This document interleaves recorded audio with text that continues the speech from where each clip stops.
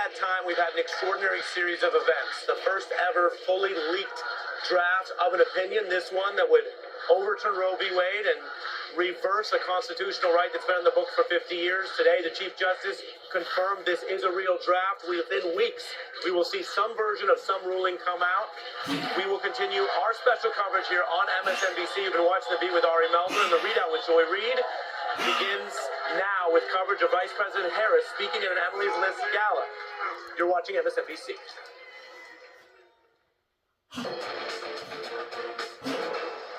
Good evening, everyone. We begin the readout tonight with a giant step backwards for women as free people in America. 50 years ago, progress was made when the Supreme Court announced their decision in Roe v. Wade. Major story today, aside from the death of Lyndon Johnson, the tragic death, and the hopes for peace in Vietnam, is the decision of the United States Supreme Court. It handed down a historic decision about abortion. The court said in a 7-2 decision that in the first 3 months of pregnancy, only the woman and her physician may decide whether she may have an abortion. In the second 3 months, all the state may do is regulate abortion procedures. And only in the final 3 months of pregnancy can the state forbid abortion. That was an historic moment for women. Only the third official affirmation of women's rights, after the right to vote in 1920 and the legalization of birth control by the Supreme Court in 1965. The 1973 ruling on abortion told women that we, not the government, control our bodies, that women get to make their own decisions about their own lives. And now that era of basic human rights and dignity for women has been ripped to shreds, with the leak of a draft opinion from the Supreme Court overturning Roe v. Wade, as well as the associated ruling Casey versus Planned Parenthood. The Supreme Court has confirmed that the document obtained by Politico is, in fact, the authentic first draft. In the opinion, Justice Samuel Alito doesn't mince words. It is a blatant, almost gleeful rejection of the past 50 years. Quote, Roe was egregiously wrong from the start. Its reasoning was exceptionally weak, and the decision has had damaging consequences. Where was it And far wrong? from bringing about a national settlement of the abortion issue, Roe and Casey have inflamed debate and deepened division, unquote. And with that, the unelected Supreme Court, shaped by minority rule, has taken away a right that a majority of Americans support. It's not the final draft, but it's very likely that the actual decision won't be any different. Alito's ruling rests on the argument that, quote, the Constitution makes no reference to abortion, and no such right is implicitly protected, taking us back to the time of the Founding Fathers, when women were considered barely more than the property of their fathers and husbands. There's no telling what other rights this fundamentalist court could decide to take away next, in order to get us back to the Founding Fathers, from birth control to gay marriage to the many other rights that are not specifically enumerated in the Constitution. Here's how President Biden reacted to the draft decision today. It concerns me a great deal that we're going to, after 50 years, decide a woman does not have a right to choose within the limits of the Supreme Court decision. Because if the rationale of the decision as released were to be sustained, a whole range of rights are in question. A whole range of rights. And the idea we're letting the states make those decisions, localities make those decisions, would be a fundamental shift in what we've done. Any minute now, we will hear from our country's highest-ranking woman, Vice President Kamala Harris. Democrats made a scathing case against the decision today, promising to pass legislation to codify Roe v. Wade into law. This is as urgent and as real as it gets. We will vote to protect a woman's right to choose, and every American is going to see which side every senator stands on. This About is time. a 5-alarm fire. I am here because I am angry, and Yeah. I am here because the United States Congress can change all of this. That's right. I have seen the world where abortion is illegal, and we are not going back.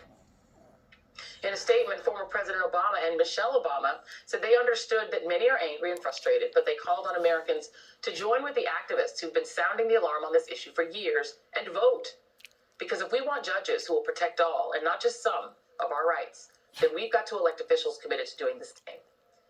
We're starting to see some of that action tonight with protests across the country, but as the Obamas said, that anger will need to translate into votes in the midterms.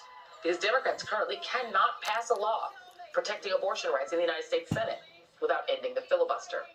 And they're facing a Republican Party that's openly campaigning for a nationwide abortion ban. Women in the 13 states that have trigger laws that would immediately outlaw abortion once Roe is overturned will be most immediately affected. But make no mistake, Republicans are coming after every single American. They're just getting to the women first. Joining me now, Congresswoman Barbara Lee of California and Alexis McGill Johnson, President and CEO of Planned Parenthood Federation of America and the Planned Parenthood Action Fund. Representative Lee, thank you so much for being here. We've had you on before to talk about your personal experience regarding abortion and the fact that you too remember the era, as does Senator Warren, when abortion was illegal. What was your reaction to the leak of this draft and to Samuel Alito's reasoning that Roe had to go because it doesn't fit within the original framing of the country and the Constitution? Well, Joe, first of all, I'm really angry.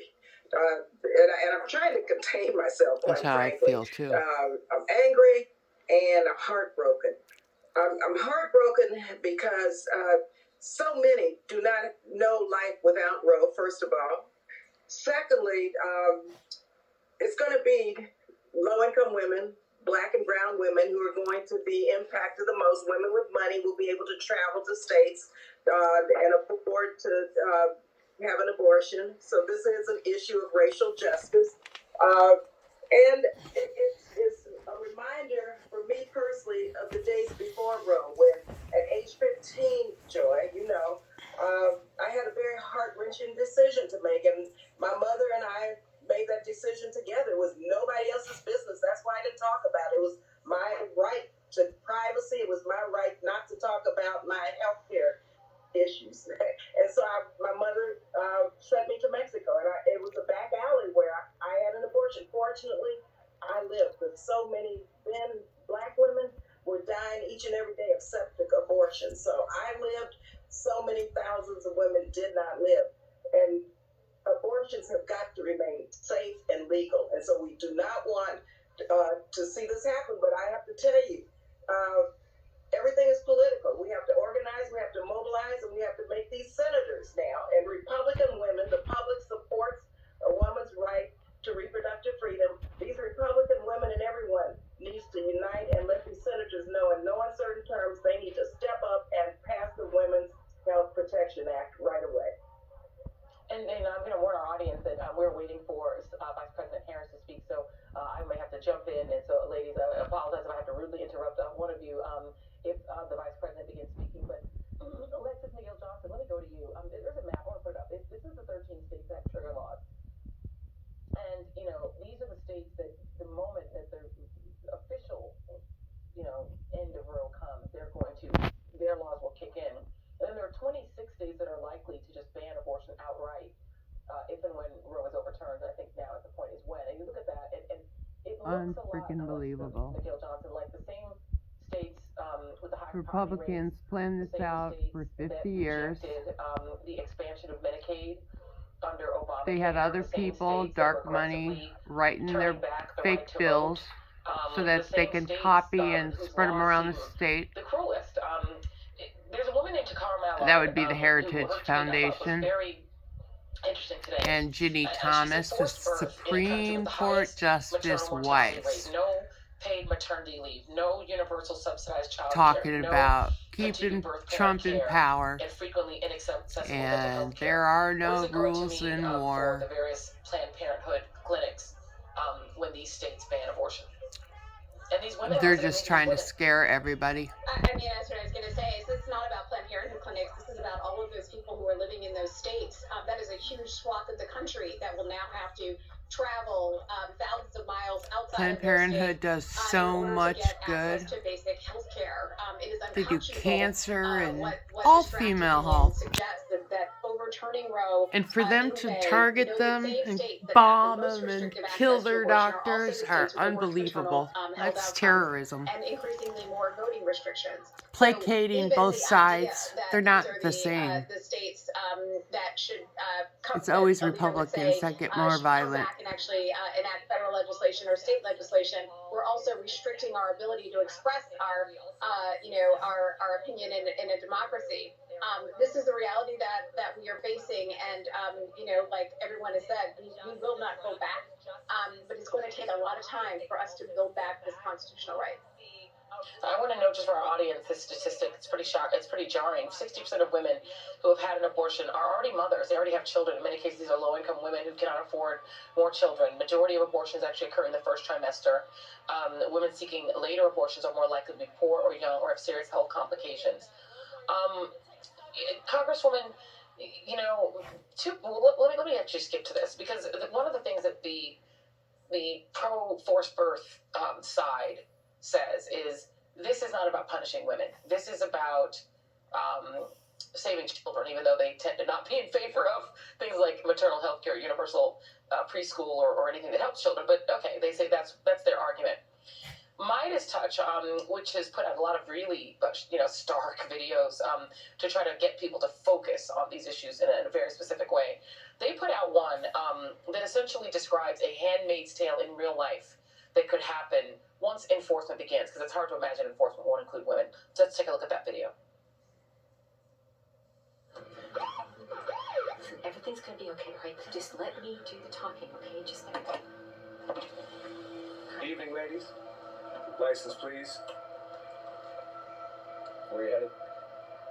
We're just out for a drive. Headed to the border? Oh, no. We were just going up to the, Hey there. What's your name? Grace? Are you pregnant, Grace? Step out of the vehicle. She does not have to. Yes, she does. Show me your hands on the wheels, please. Grace, step out of the vehicle. On the wheel.